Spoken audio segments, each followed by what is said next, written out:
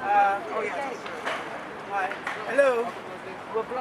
No, you're not. I came late.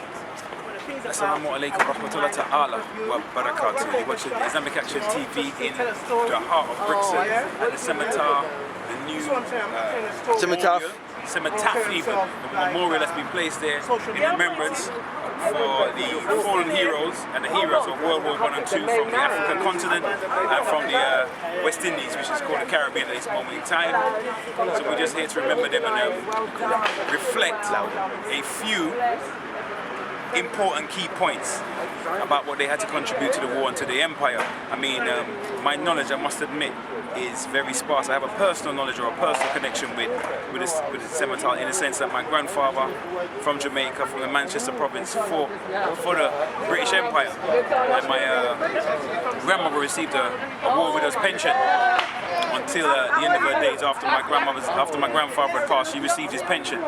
So I do know that, regardless of them talking about this country as Brexit and European and inferring that it's Caucasian, I do know that there are people of colour from Africa, from the Caribbean, probably India and Asia too, who put in work, so to speak, who bought arms for Queen and country, or at that time King and country. So we don't just have a right based on our passport, we have a moral right to be here as African people, African Caribbean people. So I believe there's questions, comments or criticisms that have been formulated, and as I always say, I'm at your service. Assalamu alaikum, brother. Wa alaikum salam. This is truly an amazing day, obviously, because as we can see, they're beginning now to honor those who have fought and died for this country.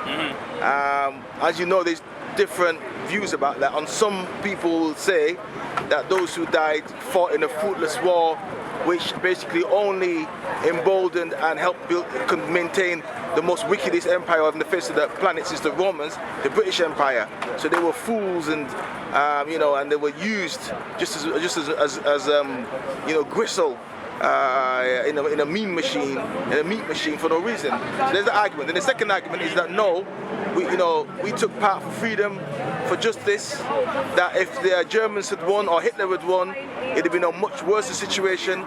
So we were not just fighting for empire, we were also fighting for our own freedom as well, because after the war, many of us got our independence.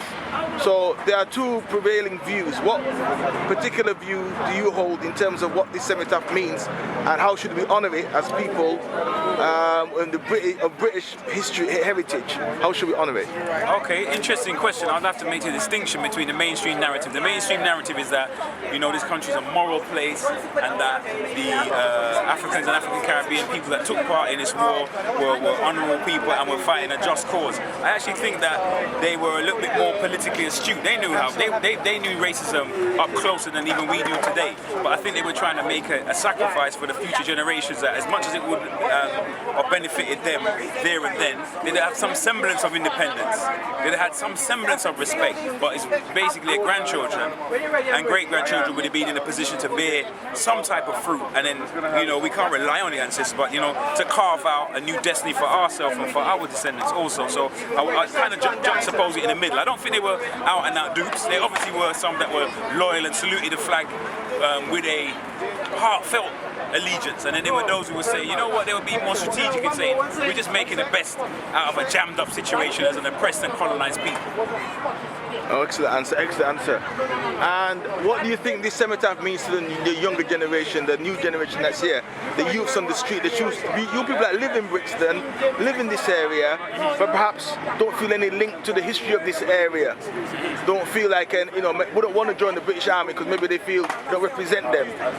Would you think they should actually get involved in terms of using this as a springboard to be proud to be British? I don't know about proud to be British. I think we're still formulating Britishness is something that is evolving. So there's people like me, my generation, that find that still, although born here, kind of wrestle with that as an identity. Do you understand? Because it's almost like a second-class citizen club.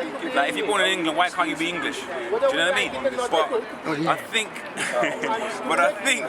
that the youths the young people, they have to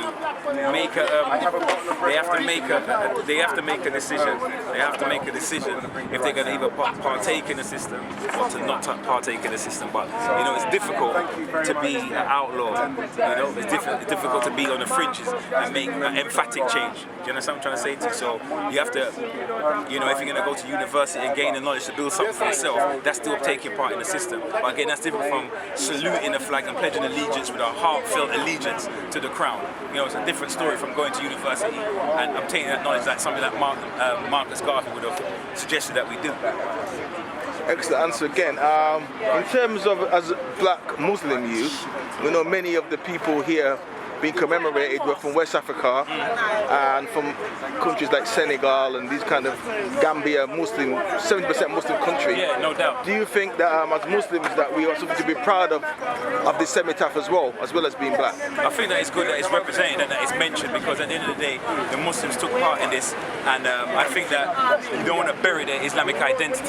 That they from West Africa, you know the percentages, the maths speak for itself. So how many of them would have been, again, would have been people of Islam? So yeah, definitely, I think that's an acknowledgement. I think that's a proper acknowledgement. So yeah, we got to give them a salams to the souls, rahmatullah alayhi, to those soldiers that have, you know, gone on, you know, that played their part. Again, so that to create this place or contribute to what we call democracy today, that we have every right to reap the fruits. Bob Marley would say, reap the fruit. When they say reap the fruits of Babylon, Babylon are not fruits. Well, I don't know about that, but what I'm saying, that wherever the benefit there is, we shouldn't feel no way to take part and extract those benefits. I think that's what it comes in, like we almost like feel like we're being sort of disloyal to some sort of nebulous Pan-Africanist concept that we want to see good in England. But if there's no good in England, then I say bounce. There's no benefit, then logically, intellectually, your critical thinking tells you there must be somewhere better. If there's nothing good here, there might be something better somewhere else to leave. True talk, true talk. And in these times of this kind of post-Brexit situation, the recent attacks at Finsbury Mosque, the recent terrorist attacks at Tower Bridge, do you think that this cenotaph in a way can help to bring about better understanding? Because at the moment, all the communities seem to be divided against each other and seem to be, you know, being pitted against each other. No one's really realizing that we all have a history of actually fighting together, and we're not as divided as maybe we thought we were, as this cenotaph proves. I think unity is a difficult thing though, because it's like kind of working. Can you create a working unity? Because unity it can be an abstract concept where it's just a nice idea. It's a term meaning unity, meaning like we're all together, but we're not all together. We're different. We maintain our different identities, whether it's language, whether it's cultural group, whether it's religious expression. Yeah. But if we can find programs or protocols or procedures in which we can work together, then that's different from just saying, you know, let's unify. We are one. You know, it's a little bit deeper than that. It's a little bit deeper than that. But hopefully in the next video we can go into a bit more about the terrorist attack, about Grenfell Tower, about that human sacrifice. You know, the Moloch. The Wicker Man. We're gonna get down with what the warlocks are doing. Okay, brother. You know, analysis of that in the next video. Okay, brother. Okay, brother. But until such time, subscribe. Remember to hit the button on the left or the right and subscribe. Until such time, assalamu alaikum wa rahmatullahi ta'ala wa barakatuh. Let's go. So we do plaques, we put up plaques.